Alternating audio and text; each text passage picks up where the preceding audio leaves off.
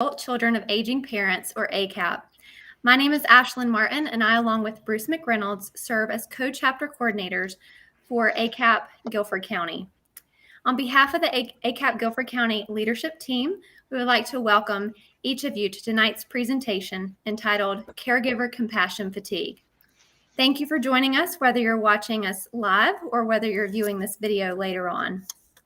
If you are viewing from our website this evening, you can click the play button logo in the bottom corner of the video, which will open up the video in our YouTube channel. And from there, you are able to post questions and chat with us throughout tonight's program.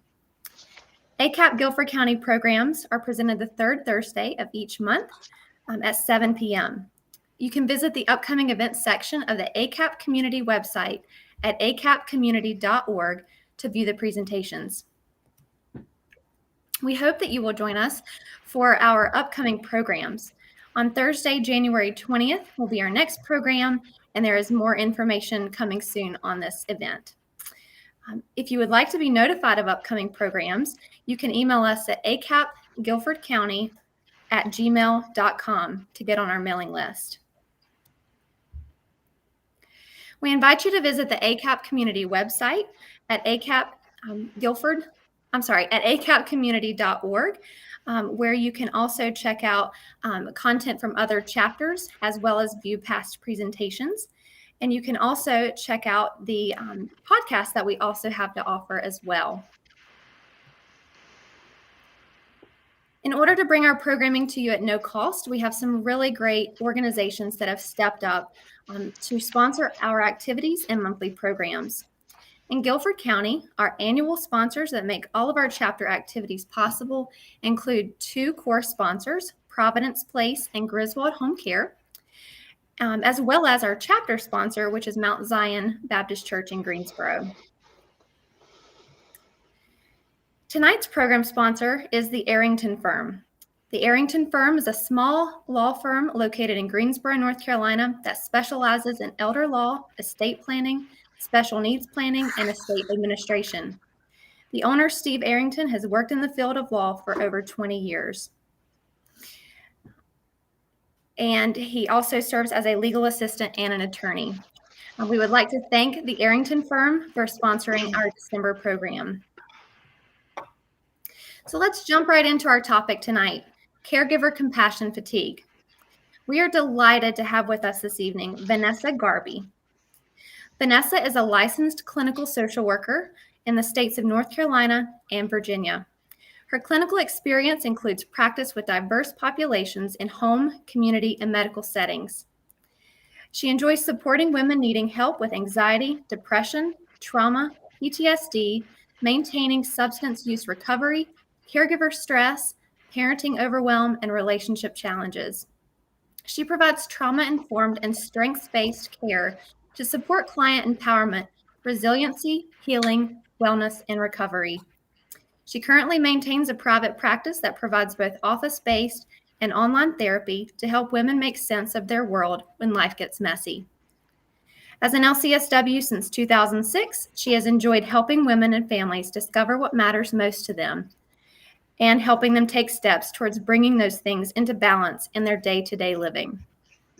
She has additional board certifications as a lactation consultant and certified case manager, and holds a certificate in clinical supervision from the NASW. She earned her BSW degree from the University of North Carolina at Greensboro and completed her MSW from the Brown School at Washington University in St. Louis. She has taught graduate and undergraduate social work students since 2016 and is currently a third-year doctoral student in the Joint Program of Social Work at North Carolina A&T State University and UNCG, focusing on health, mental health, and substance use inequalities with underserved and older adult populations. She loves the outdoors, gardening, reading too many books at one time, and she thrives in bright, sunny places or during fall weather. She brings humor, creativity, and an insatiable zest for joy to her work. She has an awesome hubby of almost 14 years and 3 snuggly awesome kids. She firmly believes that coffee is its own food group and caregiving is a superpower. Vanessa, thank you so much for joining us this evening, and I'll turn the program over to you. Thank you so much. I am so glad to be here, and I greatly appreciate the opportunity. I jumped on this opportunity because this is definitely a passion of mine and something that's near and dear to my heart. So I want to say hello and welcome to everyone who's live streaming with us tonight. Um, Regardless of where you fall on the caregiving spectrum, I welcome you. My name is Vanessa Garby. I appreciate the lovely introduction, and I'm thrilled to be here presenting on this topic. Before we dive in, I just want you to know that I love getting questions and comments and all kinds of fun and irreverent things, regardless of what it is. So feel free to inundate our hosts, if you will, if you have anything that you want to ask or to touch on or comment. So just light it up. It'd be great.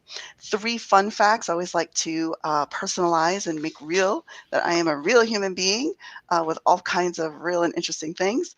I'm originally from New York. I love all things cats, so I am cat people. I believe it's in my DNA. And my favorite superheroes are Spider-Man and the Black Panther. So if any comic book heroes or superhero people out there, you are a part of my tribe. So tonight we're going to talk about caregiver compassion fatigue. And I really believe this is such a timely topic. I love talking about this topic up one side and down the other, but particularly at this time of year. As the host discussed, I have a breadth of experience in a lot of different places, but a lot of these places with families and individuals in crisis, different levels of recovery. And this time of year historically presents a lot of different challenges.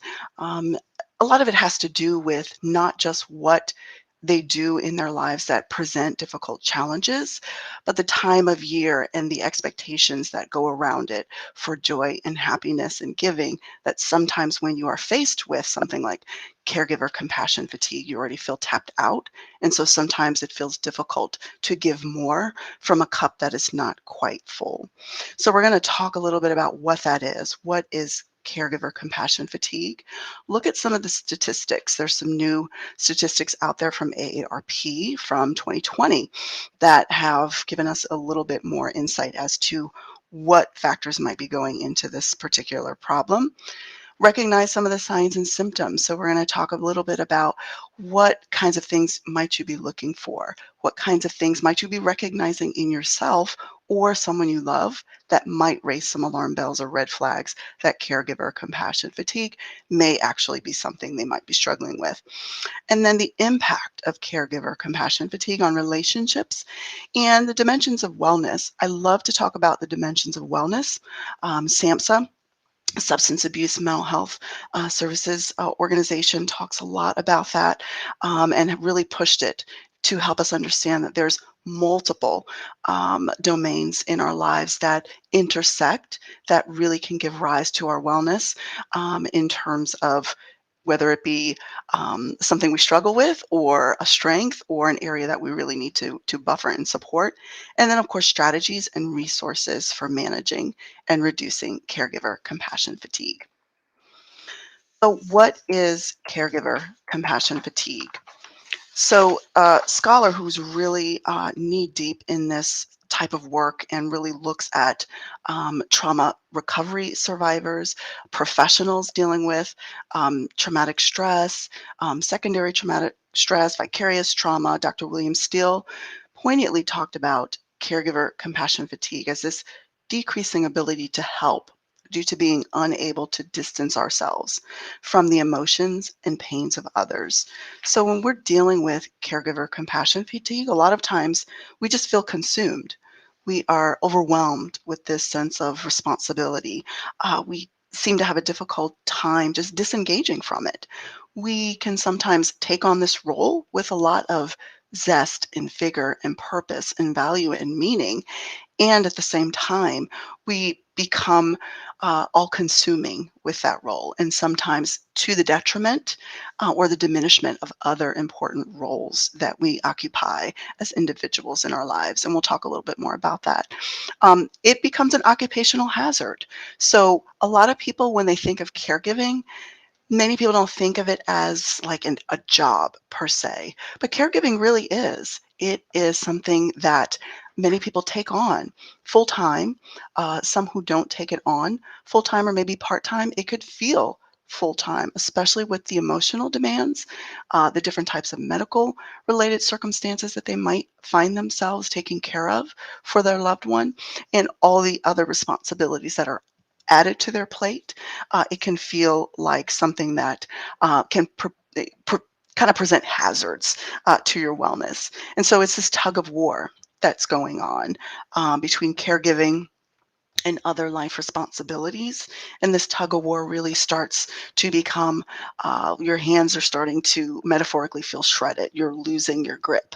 It's very hard to hold on. It's a chronic overwhelm, feeling drained. Compassion fatigue when you're a caregiver can sometimes feel like a heavy cloud that's just following you around and you can't seem to quite shake it.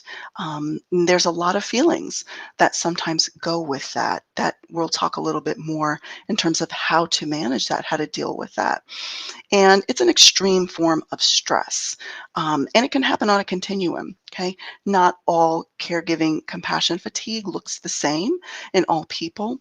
So some people might have lower levels of compassion fatigue, and some people might have very extreme levels of compassion fatigue. So this looks like a little bit of a busy slide, but hopefully some of the big numbers stick out to you. Some of the different statistics I think are really important. A lot of this comes from the most recent 2020 statistics and some other statistics from 2015 to kind of balance it out with some of the financials related to it. But long or the short of it, there are a lot of caregivers in this country, in the United States, 47, almost 48 million. And this is up almost 17% from 2015 when the last caregiving survey was done, which is huge. Um, Obviously, with COVID, we have seen an incredible exacerbation of caregiving demands, the sandwich generation. So we have family members we might be taking care of on both ends of like the age continuum spectrum. So young children and older adults we might be caring for. 3 million women left the workforce. It's estimated during COVID for caregiving responsibility. So that's a very dramatic reduction in the labor force for such demands. Almost 16 million are providing care for someone with Alzheimer's or related dementias. Billions of hours of care are provided by care providers, almost 18 billion hours collectively. Lots of money, billions are spent in terms of the economic value of what the healthcare systems are not pressed with doing right now because the caregivers are taking on those roles. Because as you can see, 58%, almost 60% of caregivers are performing and stepping into roles and tasks that really nursing and medical professionals typically provide. So doing a lot of in-home and medical types of procedures for their loved ones. 24.4 hours on average is spent a week on caregiving. And of course, there's variance in that from the very high end to the lower end, 61%. It had caregiving impact their work, and that could look like I had to leave early. I got to work late because of a caregiving situation that popped up.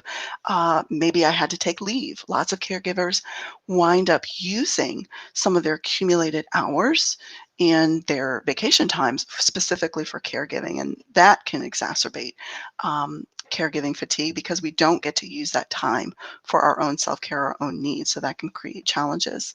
40% of caregivers are in high burden, high intensity caregiving situations, and typically those situations have a cumulative, much higher cumulative physical, emotional, social, financial impact of caregiving, and those are typically those caregiving situations with the highest number of hours. We're talking on average of about 50 hours a week, and care recipients that have the highest level of need.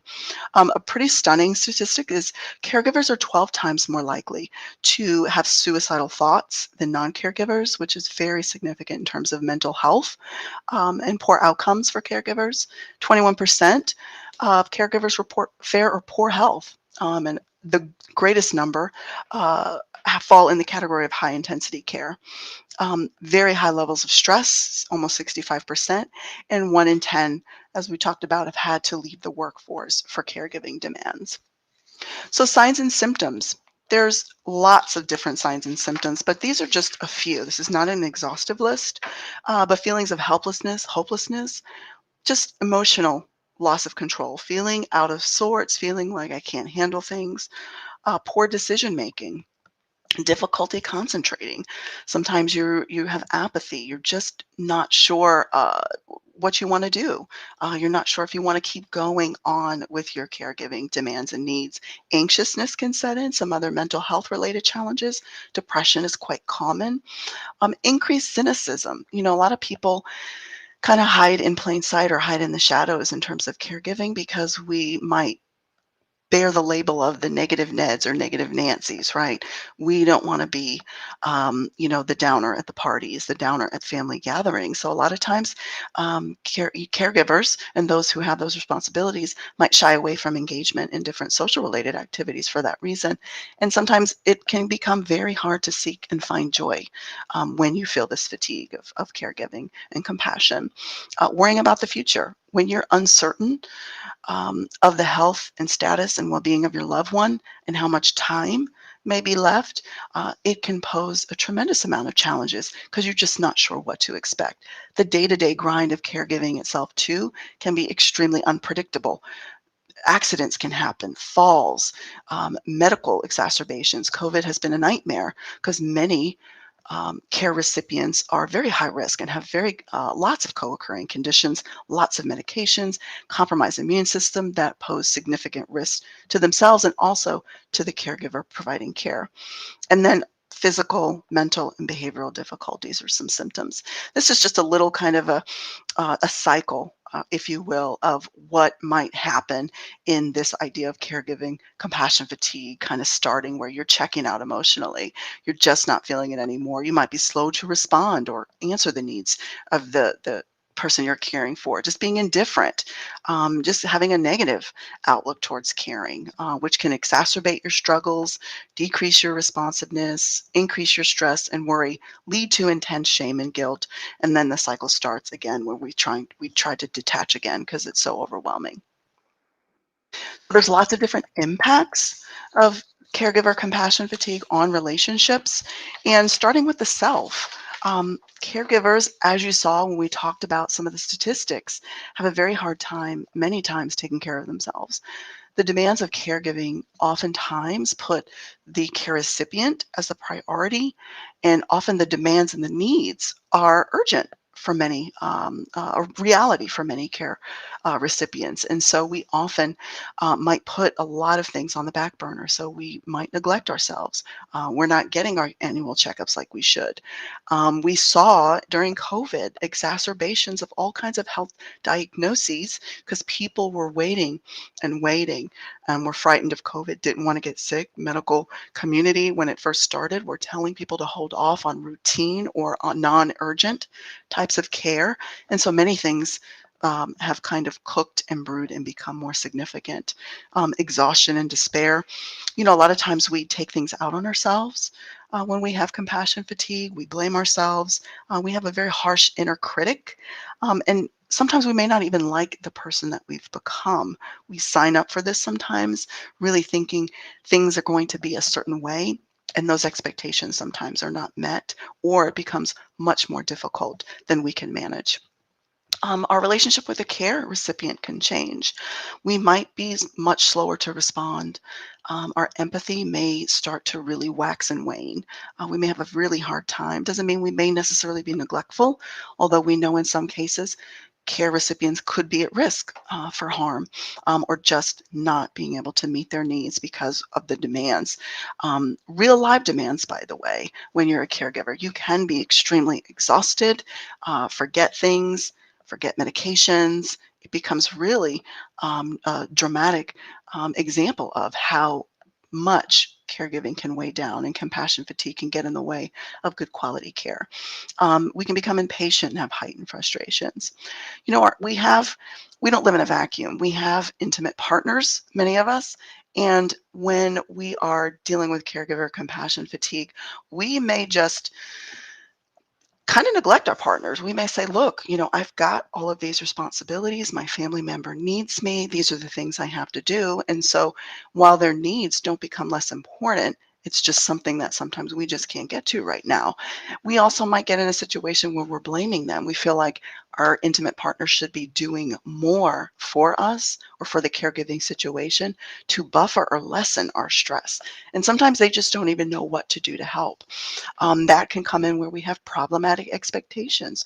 We really think sometimes that they should have, could have, or would have done certain things where really they may not be well as versed as you in the care providing relationship or tasks. And then disinterest or limited intimacy. We talk a lot about, hearing loveless marriages. We've seen the Dr. Phil shows and the Oprahs, but these are very real, and people sometimes don't appreciate some of the real deep reasons why. And we'll talk a little bit more when we talk about the wellness dimensions, why that might be. Family, anger, resentment, lashing out, strained relationships, some family just not stepping up to help out. With our friends, sometimes we'll just be jealous, like you see them on social media or on Facebook, out in the community, they're living their best life, and here you are doing all this caregiving, and you feel like you're missing out sometimes, which can lead to some detachment. It's like, I'm feeling a little cynical. I'm feeling a little overwhelmed. I'm just all consuming with caregiving, and I'm just not sure I want to hang out with you right now. I'm feeling resentful, and then sometimes even guilty. Like, I want to hang out with my friends more. I want to have a better relationship. I want to be a better friend, but I'm having a hard time doing it because the demands of caregiving. And then our close contacts. Sometimes we're just, if they're not in our maybe primary friendship group or family group, we may just kind of put them on the back burner. I'll start distancing ourselves. Out of sight, out of mind comes to mind. Not really responding sometimes to text or emails or calls or letters. We may say, oh, I'll get to it later, and just don't make it a priority. And then ghosting. Yes, not just young people, right? The Gen Zs and the Gen Ys aren't the only ones ghosting, right? Sometimes we just disappear. We just go MIA. And that can be very difficult for some friends who really do care about us. But again, some of that guilt and some of the shame and embarrassment that goes with how we might be feeling, we don't want to be judged sometimes, because people think, well, you're caring for your mom or your dad or your sister, your brother, your family member. You shouldn't feel a certain type of way about that. And so those expectations can feel really overwhelming. So this is the dimensions of wellness I was talking about in terms of the impact of caregiving. We are beings that have multiple areas of our lives that can create strengths and can create some challenges for us. On the slide, you see there's a really neat wellness wheel exercise and worksheet. It's really cool, and it goes through a variety of different, all of these different areas, as a matter of fact, but it has some really good questions to ask yourself. Um, how you rate and measure up. And we'll talk a little bit about that in the upcoming slides. But just briefly, in terms of these dimensions of wellness, the emotional aspect of who we are really focuses on coping effectively with life and creating satisfying relationships. The financial areas, looking at satisfaction with current and future financial situations. Our social domain is really looking at developing a sense of connection, belonging, a well-developed support system. And spirituality, expanding our sense of purpose and meaning making in life. Occupational, could be personal satisfaction derived from one's work. And for retirees, it might be volunteer and other engagements in the community that keeps us stimulated and alive. Our physical domain is really recognizing the need for physical activity, diet, sleep, nutrition, tending to literally our biological and physiological needs. The intellectual domain is going to look at recognizing creative abilities and finding ways to expand knowledge, skills, and maintain that zest and purpose and curiosity about life. Environmental is good health by occupying pleasant and stimulating environments that support well-being, whether it be in our own home context or in our larger neighborhood or community context. So this is just some little areas that I wanted to point out, again, this comes from the Substance Abuse Mental Health Services Administration, SAMHSA. You can check that out. You can also check out this dimensions of wellness and do some exercises yourself if this is an area you really want to look more into in terms of how can I strengthen this. And we'll talk a little bit more about that.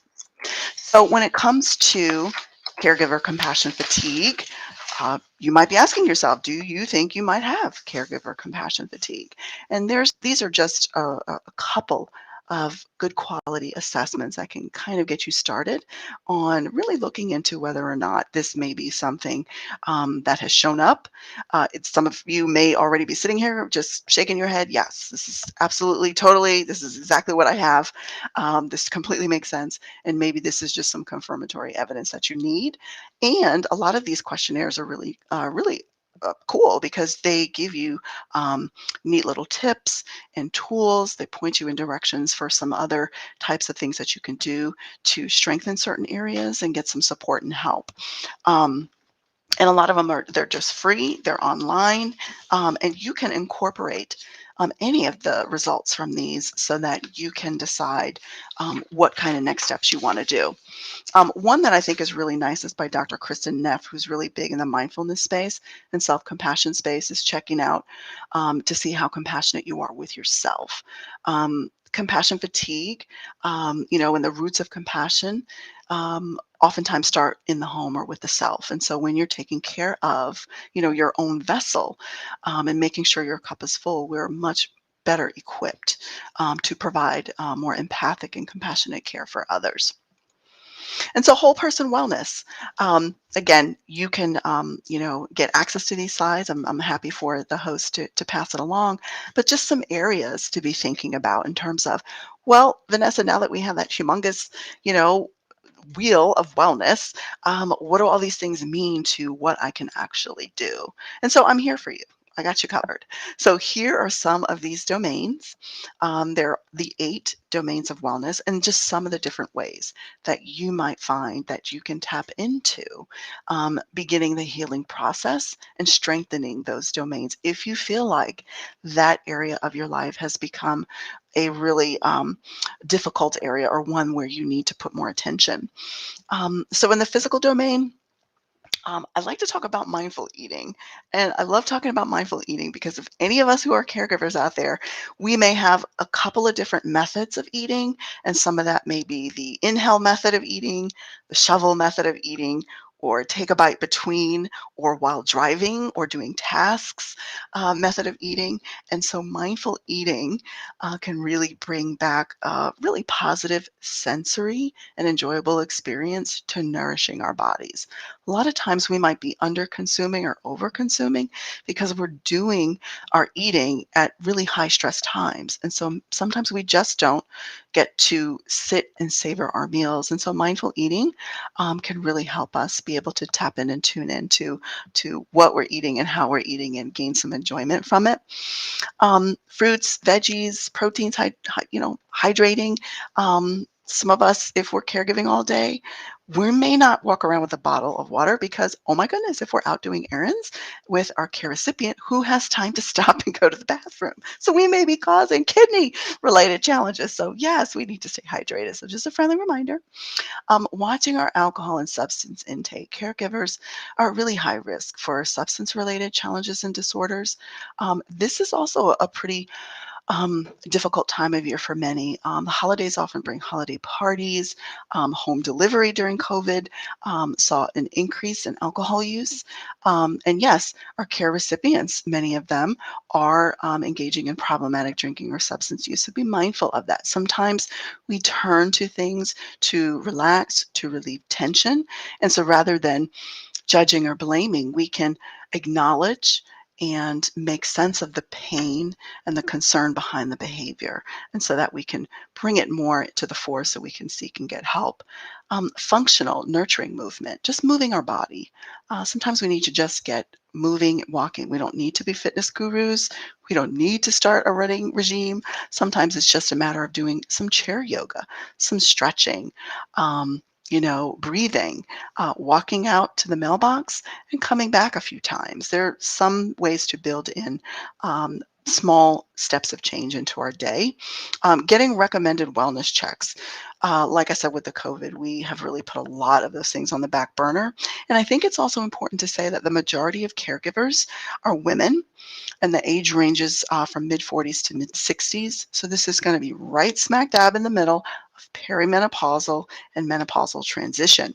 So much is happening already biologically and physiologically for many women that can exacerbate health challenges, or it could make a health something appear like it's a health challenges where it might be unchecked perimenopausal menopausal symptoms. Sometimes hormones start to get real wonky during this period, and so checking in with our medical providers can be really helpful to start teasing out what we need to do. Spiritual wellness and spirituality, I think this is really important. Sometimes caregiving in many ways can cause a crisis of faith, and not in a way that's necessarily we're turning away from, but it can cause us to really question who we are as a person when we feel like we're becoming overwhelmed with caregiver compassion fatigue, because we start to think, well, I may not be a good person, or I may not be a godly person, or I may not be practicing my faith in the way that I need to, because if I was, then I wouldn't be doing these things or feeling this way. Many times, many of us may have sought help through our faith communities, and sometimes there could be limited amount of support or resources that our faith community or parishioners, or the preachers, that the leaders of our faith communities can provide, because it may not be in their lane, and so they may be directing us to different supports, and that can cause some feelings for some people because they may be shy, embarrassed, or ashamed to seek elsewhere. And so I would suggest to really think about that, to get back in touch with practices that bring you wellness in that area to make you feel whole, and safe and purposeful, so that you can get back into the different spiritual practices that are meaningful to you, and that can repair some of those feelings that may have come from some of those negativity and self-criticism. Emotional wellness, I can't say enough about therapy. I'm a therapist. Yay! Everybody should seek therapy. I believe one of the speakers had said everybody should have a therapist at one point in their life. Just go for it. It can be very good to check in with someone. Doesn't mean something's wrong with you. Therapy is mean you're doing something right. It means you're seeking out and trying to preempt, prevent, and call attention to this compassion fatigue and do something about it. Writing, journaling, loving yourself. Sometimes we need to just look in the mirror technique, and say loving kindness and loving words to ourselves. I am good. I am worthy. I can do this. I'm doing the best I can. I matter. Today is going to be a good day. So doing those kinds of things that can really help you along the way. Financial. Rainy day fund, or what I really like too is the self-care shame-free fund. Everybody should have some, I don't care if it's a dollar, something that's yours to spend however you want, guilt-free, and with no questions asked. It's really important to be able to do that and to feel like you have something that you can kind of get to the next level with some enjoyment, where you can do something for yourself that doesn't break the bank. Creating and review your budget. Sometimes we need to just take a look at where some of the, like expenses are. Are we getting hit with different, fees because of the utilities this time of year? Love the idea of a subscription audit. I'm in the process of this right now. If you are not using it, time to lose it, right? How many of you have signed up for those annual subscriptions, or those quarterly subscriptions, and you're looking in your bank statement and you're like, what is this? Call it, find out what it is. If you have no idea what it is, if you're not using it, cancel it. It could be really helpful to the bottom line. And then long-term financial planning and wellness. Environmental, I love this one. Declutter, clean out, organize, letting your space reflect the peace of mind you want. I remember a long time ago, Ian Van Zant said something to the effect of, if you want peace, be peace. And sometimes when things just are like piling up around us, it can really exacerbate, clutter in our mind. So being able to go through that is really important. When you're caregiving, sometimes you're looking around at your space and you're like, this is like yours, mine, ours. And sometimes we just have to do a deep clean and clean out. You can pick a time. You can schedule it in one time a month, quarterly. I'm a seasonal gal myself. I love to do winter, spring, summer, fall. So I'm right in the middle of the winter purge. That's it. Just make a goal, put it on the calendar, and help make your space and environment really reflect, beauty and calm and peace, so that you can, even if it's just a carve out, right? Sometimes you're a caregiver, you have medical supplies everywhere, hospital equipment, um, durable medical equipment, and sometimes it becomes difficult to find a little corner, but find a little corner that's yours, that you can put your personal effects, items, beautify it, a calendar, candles, things that make it nice for you. Social, connecting, create a connecting with others routine, whether it's weekly text, Zoom meetings. Facebook Messenger has a little group chat where you can kind of come up on that. Utilize all your tech tools that are available. I think one of the upsides of COVID is that it has allowed us to incorporate all kinds of different ways of engaging with others. It's not the same, obviously, as one-on-one contact, but it can certainly tide us over until we can get some one-on-one, face-to-face support. Reconnect with long-lost friends. Look, just say, hey, I've been out of commission, been doing a lot of things, because many of us have that one friend that it doesn't matter when you connect with them. It's just like yesterday, right? So reconnect with them. Let them know that you're still there. Engage your support network. Just get out there and connect.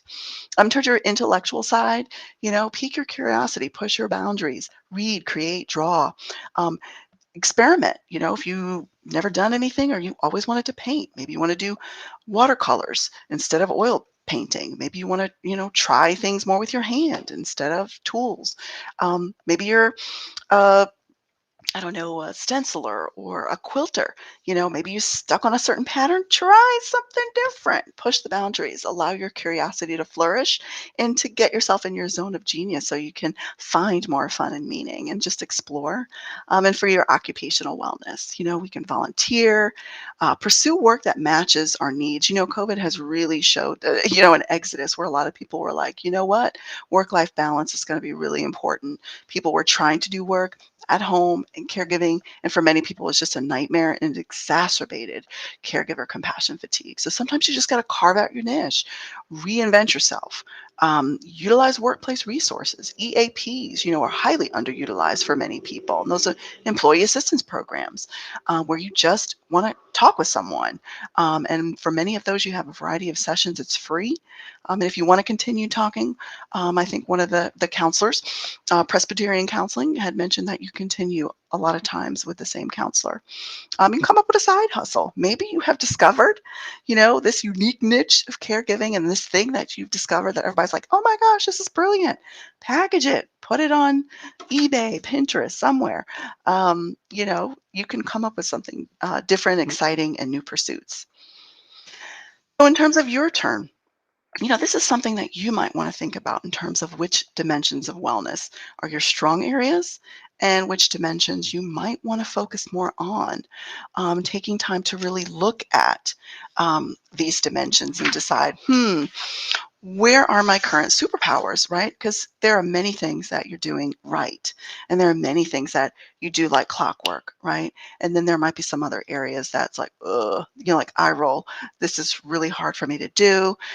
This is not my jam. This is not my favorite thing. But it is something that I do have to spend some more energy on to reduce my emotional burden, my caregiving fatigue. And so it could be some questions you might ask yourself, like, am I eating a balanced diet? Have I subscribed to the shovel method of eating, or the eating on the road, or going through the drive-through because I don't have time for meal prep? Am I engaging a little bit more in some kind of substances or alcohol or tobacco or something of that nature more than I normally would be doing? Have I set up my wellness exams? Have I gotten my yearly physicals and those kinds of things? Do I want to learn more things? Do I want to pursue something neat? Is there a new skill I want to develop, or something that I've learned recently that I want to pursue more of. The emotional side, I think this is a big piece when you're talking about caregiver compassion fatigue. This might be one where you really want to put a magnifying glass and really ask yourself some fact-finding questions on, am I able to express my emotions effectively? How do I express my emotions? When I talk, do I feel like there's an edge to my voice, or do I feel like I'm clenching my jaw? Or when I am tasked with doing yet another thing, or when my care recipient is asking me, do I feel all of a sudden this heat rising because I'm just so overwhelmed, or it's so intense? Am I recognizing my body signals, right? Am I so robotic that I have just really not been listening to myself? And then the spirituality, do I trust people?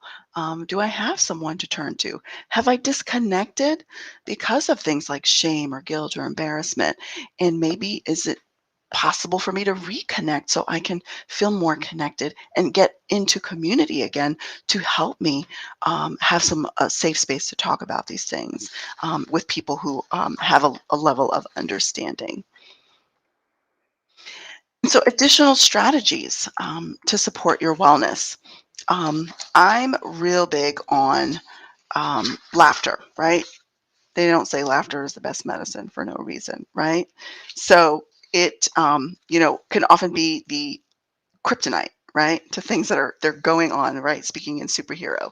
Um, Laughter can really bring us so many benefits. I mean, that's a whole nother talk about what laughter can do. There's laughter professionals, there's laughter coaches and that kind of stuff. But even just tapping into some comedy, something funny. Anytime I get into a place where I'm feeling overwhelmed and stressed, or certain, again, I'm a seasonal kind of gal. I know, let me cue up the Netflix, the Amazon Prime, whatever, Hulu, HBO, whatever your favorite, you know, place must-see TV is, and just let it rip. Just find something that's meaningful and funny to you, because it has so many health benefits. Long live naps. I cannot say this enough. We often put ourselves in a position where it's just like, oh, let me do just one more thing. Oh, let me, oh, they're resting. My care recipient is quiet. Let me go do something else. Um, I think many of us remember that little saying, sleep when the baby sleeps, right? This still applies in life at all times. Anytime there's an opportunity to recline, to sit quiet, to close your eyes, it can be so rejuvenating and invigorating to just allow ourselves to get that extra sleep. Sometimes a nap is all it takes to really give us that extra push and to really take us out of a mood that could be causing a great decline in emotionality. So give yourself permission to do that. A lot of times we constantly think we have to be on. We constantly think that, oh my gosh, let me do this next thing because something bad might happen. You know, it's the cliche analogy, we're not going to be so good if we haven't grabbed our oxygen mask first, right? We haven't, you know, done what we need to do to take care of ourselves. It's going to be hard to continue to give. Can't pour from an empty cup, right?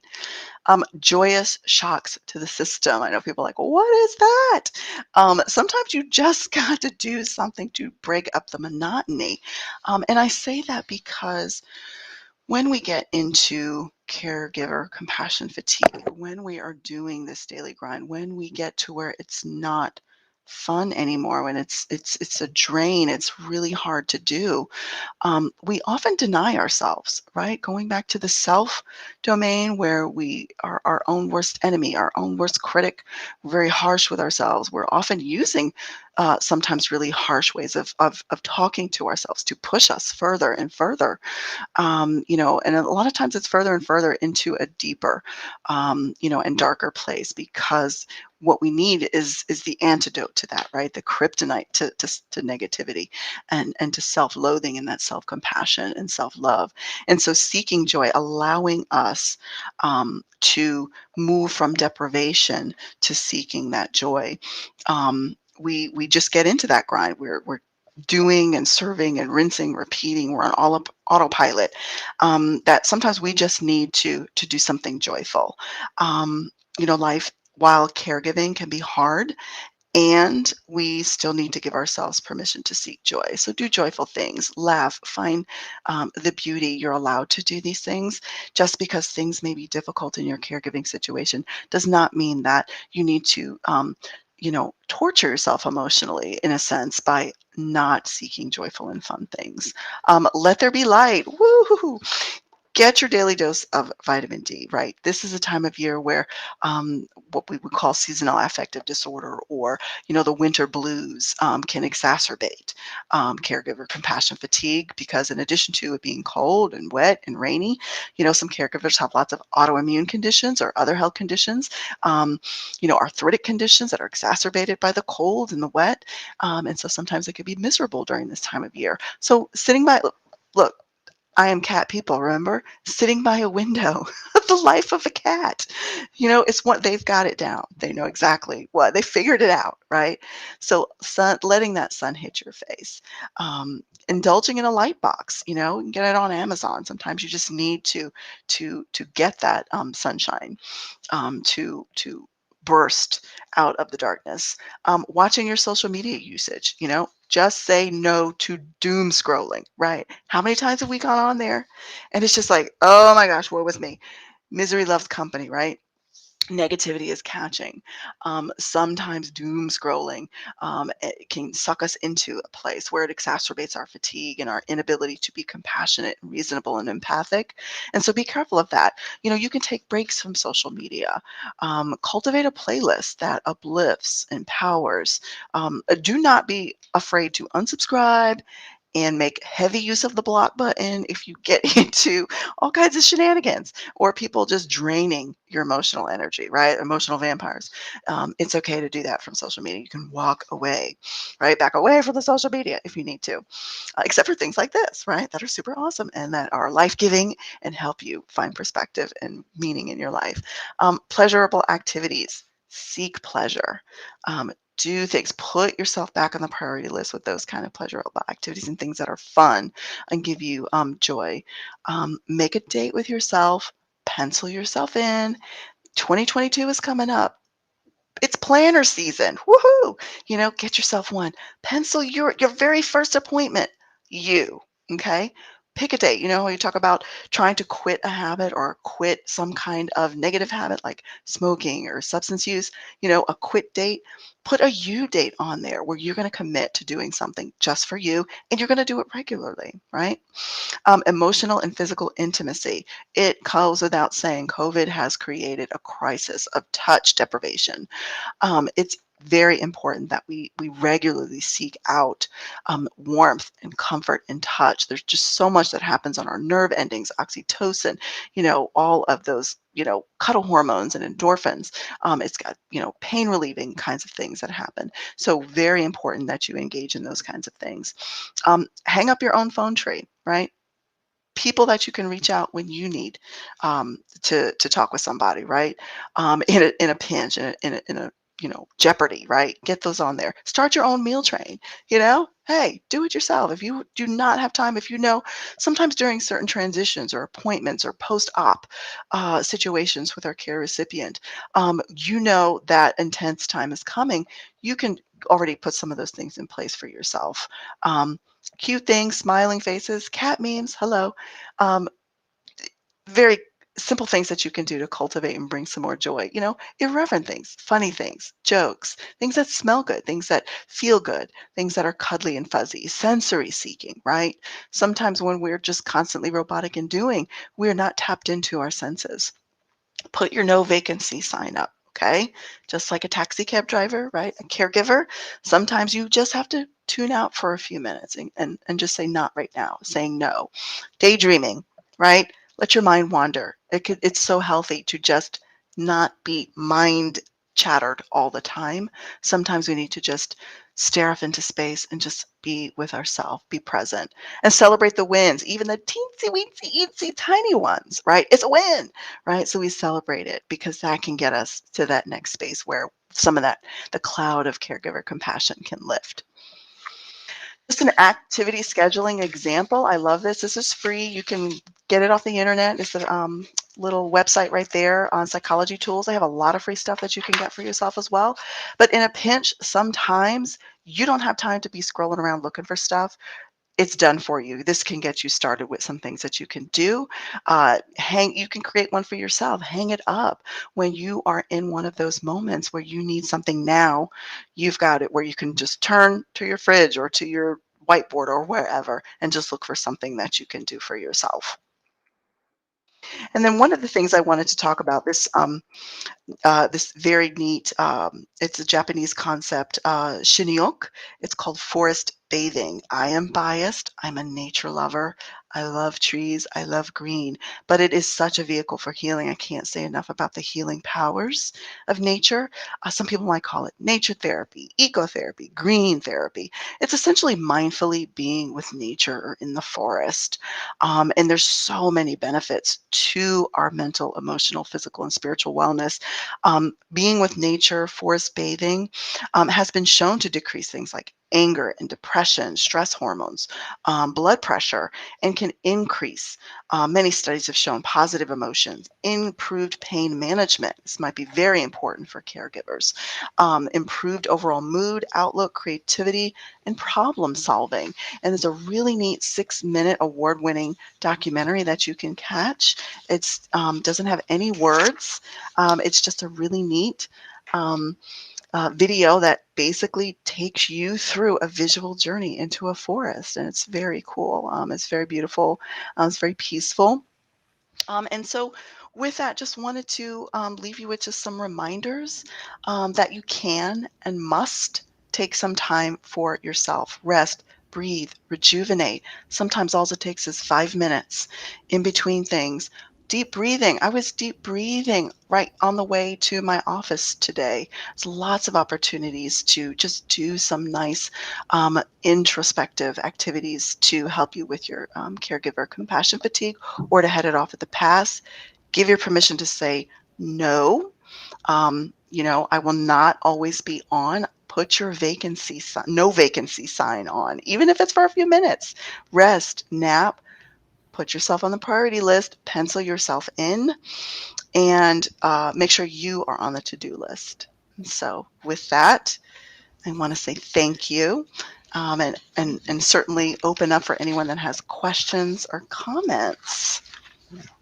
Vanessa, we have had a couple questions from the Sure. audience. Should I stop sharing or just leave my screen up? Yeah, you can go ahead and leave that up if you'd like, or you can take it Sure. off. Okay. So the first question is, all of these self-care things sound great, but how do I get over the feeling guilty for taking time for myself when I feel like my other family members needs me more? Yeah, I think the guilt and the shame is such a big factor in caregiver compassion fatigue. It's this idea, again, going back to I always have to be on. And a lot of times people think self-care is synonymous with self-indulgence.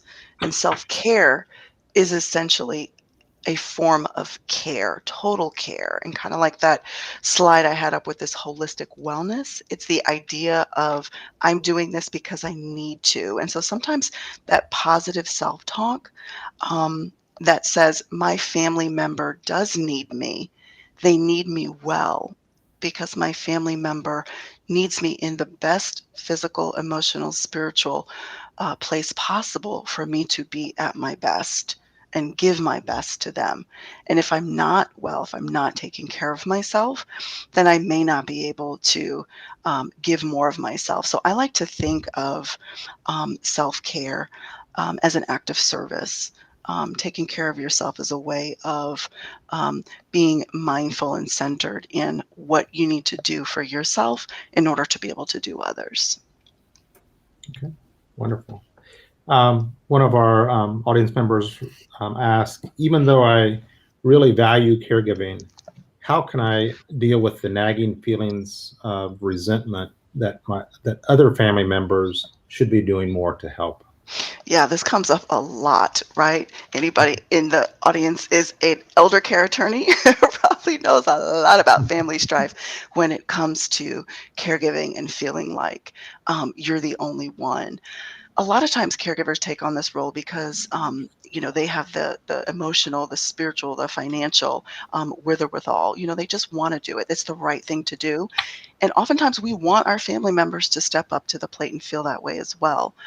When clients often ask me this question, my question back to them is, how would the caregiving situation be improved for the care recipient if your family members stepped in a manner where maybe they don't really want to?